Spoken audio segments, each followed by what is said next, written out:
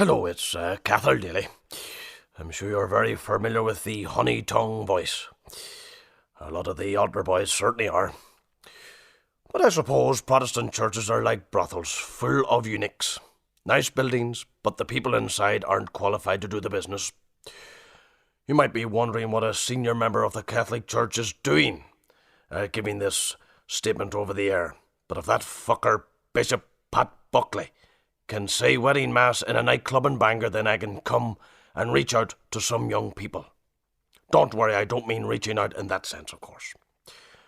Let me tell you a little Bible story. One day Jesus came across a crowd of women throwing stones. No, he wasn't in Ballymurphy, sir. They were throwing stones at a young woman. So he went over to them, a bit like Jerry Adams calming down the rioters in Interment Anniversary Day, and asked them what were they up to. "We're stoning this whore, Mary Magdalene, to death," the woman said. So Jesus says, "Fair enough, but let any one of you who is without sin cast the first stone." Immediately this wee woman logs over a big breeze block, says, "This'll sort you out, you old bitch," and drops it on Mary Magdalene's head. So Jesus goes over to her and says, "You know, mother, sometimes you really piss me off." I suppose the only people who were laughing then were the Catholics. I take it yous prods don't know that Mary was born without original sin. Well, you will soon learn when Martin McGuinness is Minister for Education. Well, one woman who is definitely a sinner is that fucking old bitch Sinead O'Connor, or Mother Bernadette Mary. Well, there's something about Bernadette Mary that really annoys my arse. It took me 7 years to study to become a priest, and she gives a bishop 100 grand, pays for his hernia operation, and gets ordained straight off. A hernia operation. I suppose it's a case of, in God we trust. Anyway, before I became a qualified priest, I learned how to do weddings, funerals, and hear confessions. I was taught to give 5 Hail Marys for a bit of thieving, 10 Our Fathers for masturbation.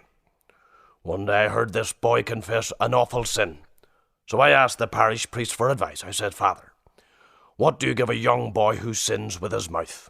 And he replied, "I don't know about you, but I usually give him a tenner and a bag of raspberry ruffles." I don't know if I'm talking to anyone from County Tyrone. One of my first concessions ever I had was in Lisnaskea. This farmer came into the confessional and he told me he liked to hump pigs. So I took a deep breath and I asked him whether he humped male or female pigs. "Female, of course," he replied. "What do you think I am, a fucking pervert?" I can, however, tell you that, unlike Bishop Buckley, I have never officiated at a mixed marriage. A young Catholic man once told me that he was considering getting married to a Protestant. So I told him that I was worried if he did so, he would suffer terrible repercussions. "What do you mean, Father? Are you worried that my family will disown me? Or the paramilitaries will target us?" "No, my son," I told him. "That bastard Graham Reed might write a play about you." Speaking of weddings, did you see the royal wedding in June? I was a bit worried that Prince Edward's ring was a bit too loose. Reminded me of my favourite altar boy, Seamus. I was at a wedding recently and the bride was showing me her wedding presents. Unfortunately, the hinge of her microwave door had come loose. So I said, "Don't worry about that, I can give you a screw for that microwave." But she replied, "No thanks, Father, but I'll give you one of those toasters for a blowjob." Of course, nowadays people will believe any scandal about the Catholic Church. Years ago it was different. My aunt told me that she used to live opposite a house. One night she had her best friend round for tea.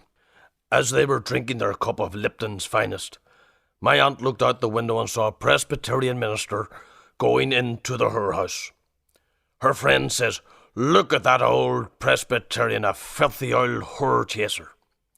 10 minutes later, a Church of Ireland bishop arrives. My aunt's mate says, "Look at him. Even the proddy bishops are at it."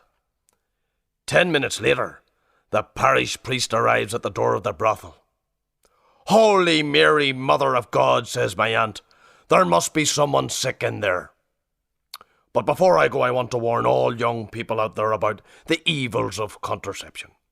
The Catholic Church is totally opposed to these artificial devices which prevent procreation. All life is sacred, from erection to the resurrection. And I'm sad to say that a very prominent Catholic politician, a Belfast MP no less, has been using these rubber johnnies. He told me at confession that he had been protecting his weapon ever since one of his women friends caught syphilis and bled to death. But surely, I asked, in this day and age, you can't bleed to death from syphilis.